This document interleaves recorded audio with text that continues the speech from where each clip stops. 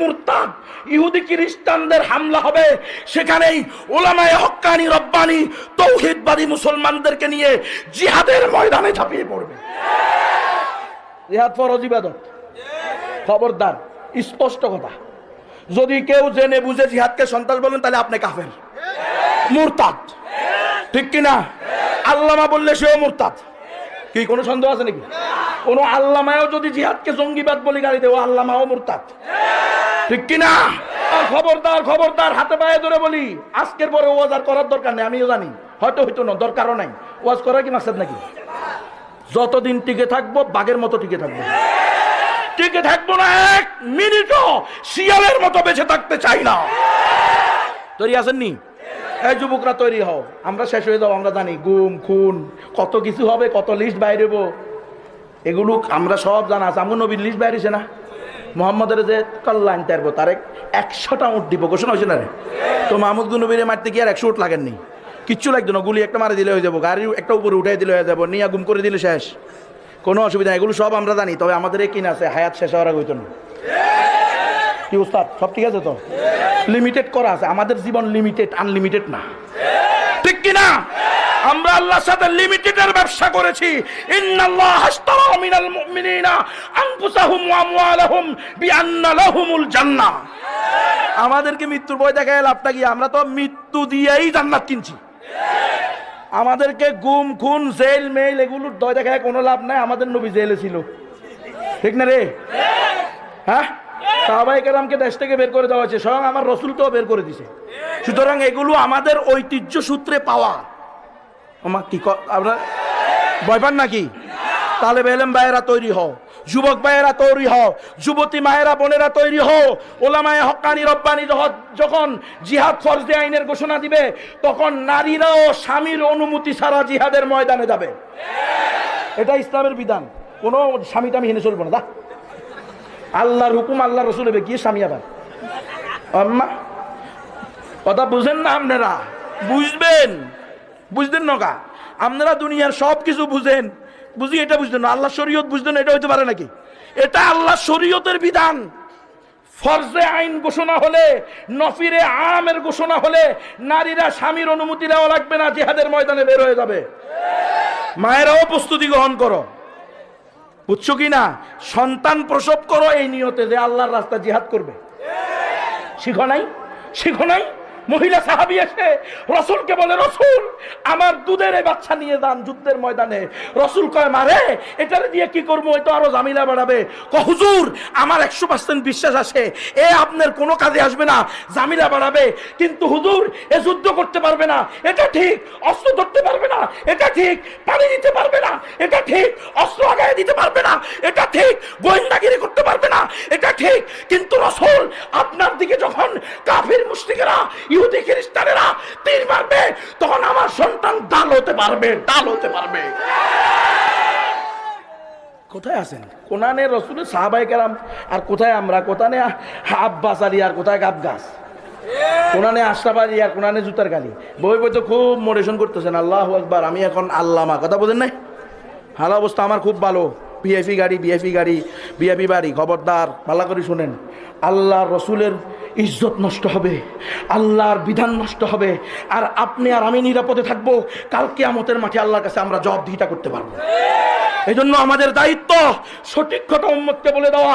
আমি না পারি, রিক্সাওয়ালা জেগে উঠবে, ভ্যানওয়ালা জেগে উঠবে, অটোওয়ালা জেগে উঠবে, গলি বয় জেগে উঠবে, ভার্সিটির ছেলেরা জেগে উঠবে। পৃথিবীর এমন এমন জাতি, এমন এমন সমাজ থেকে, এমন এমন পরিবেশ থেকে আল্লাহর দ্বীনকে নিয়ে বের হবে যে আমরা চিন্তাও করি নাই, ঠিক কিনা? আমাদের দায়িত্ব হলো হক কথা বলা, শরীয়তের সঠিক ব্যাখ্যা দেওয়া, ইহুদি খ্রিস্টানদের দালালি থেকে মুসলিম উম্মাকে বেঁচে থাকার কথা বলা, তাদের ষড়যন্ত্রগুলো জেনে সেখান থেকে বেঁচে থাকার কথা বলা।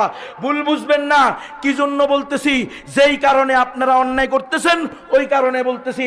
আপনারা হুজুরদেরকে জ্ঞান দিতে দেন না, আপনারা ইসলামের জিহাদকে সন্ত্রাস বলি গালি দিয়েন না। মাহফিলের অনুমতি নিতে গেলে সেক্রেটারির এই কথা জিজ্ঞেস করিয়েন না, হুজুর কোনো এই জিহাদি বয়ান করে যে এমন কোন হুজুরে দাওয়াত দিবেন না। কে জিহাদি বয়ান করতো না? এর কথা কন না, জিহাদ ইসলামে আছে না নাই? এই কথা কন কেন? জিহাদ ও ইসলামের ফরজ বিধান। জিহাদের বয়ানও হবে, নামাজের বয়ানও হবে, রোজার বয়ানও হবে, পর্দার বয়ানও হবে, জিকিরের বয়ানও হবে, ঠিক কিনা? তোমরা আমাদের রসুলকে গালি দেওয়া ছেড়ে দাও, রসুলের গালি দ্বারাকে মৃত্যুদণ্ড বাস্তবায়ন করো, কল্লা ফেলে দিয়ে শিরচ্ছেদ বাস্তবায়ন করো, শিরচ্ছেদের মাধ্যমে মৃত্যুদণ্ড দাও। তোমরা যারা পর্দার বিরুদ্ধে কথা বলেছে তাদেরকে ফাঁসিতে ঝুলাও। আমার মেয়েদের, আমার বোনদের বুকের ওড়না যারা টেনে নিয়েছে তাদেরকে ফাঁসিতে ঝুলিয়ে মৃত্যুদণ্ড বাস্তবায়ন করো। তোমরা ইসলামের বিরুদ্ধে কোনো আইন করিও না, ইসলামের কোনো ফরজ বিধানকে কটাক্ষ করিও না। মদিনার সনদে দেশ চালাও। মদিনার সনদ গণতন্ত্র, সমাজতন্ত্র, জাতীয়তাবাদ, ধর্মনিরপেক্ষতাবাদ কোনোদিন মদিনার সনদ হতে পারে না, পারে না, পারে না।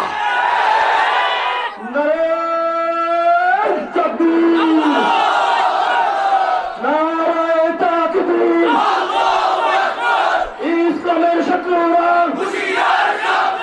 হুঁশিয়ার সাবধান।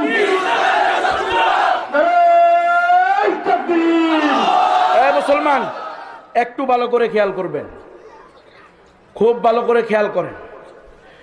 তালেবান, আল কায়দারা কি পরাজিত হয়েছে? 100% বিজিত, আলহামদুলিল্লাহ। বলবেন যে তো 20 লক্ষ, যে মসজিদে 20 লক্ষ শহীদ হয়েছে, অসুবিধা কি? আমার কথা কন। মুসলমান মরলে কি কোনো লস আছে? কোনো লস নাই। মরলে শহীদ, বাঁচলে গাজী।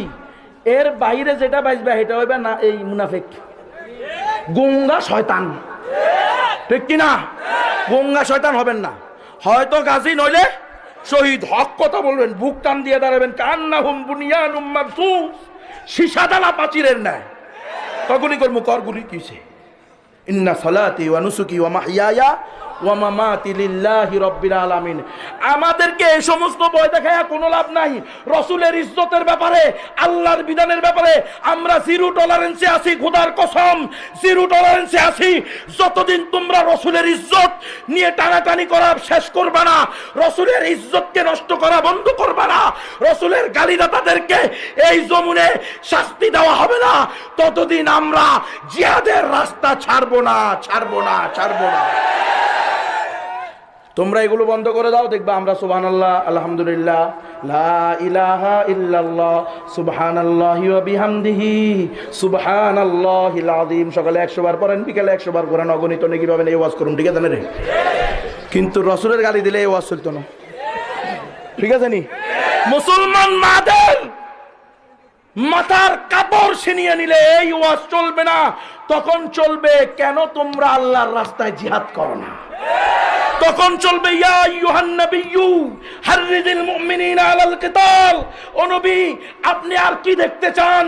আমার বিধানকে নষ্ট করা হচ্ছে, আমার মুমিনা বান্দীদের বুক থেকে পর্দা ছিঁড়ে নিয়ে দেওয়া হচ্ছে, এক এক নারীকে 17 জনে ধর্ষণ করতেছে, আরাকানের মুসলমানকে জুলুম করেছে, কাশ্মীরের মুসলমানকে জুলুম করতেছে, আফগানিস্তানে করতেছে, রাশিয়া বসনিয়ায় করতেছে, চেচনিয়ায় করতেছে, কাশ্মীরে করতেছে, উইগুরে করতেছে, পূর্ব তুর্কিস্তানে করতেছে, এমনকি মুসলমানদের দিনিয়া দ্বারা কওমি মাদ্রাসার ভিতরে গিয়ে করতেছে। এখন আর চুপ থাকার সময় নাই, চুপ থাকার সময় নাই। ফতোয়া দেন, জিহাদ ফরজ হয়ে গেছে, জিহাদ ফরজ হয়ে গেছে, জিহাদ ফরজ হয়ে গেছে।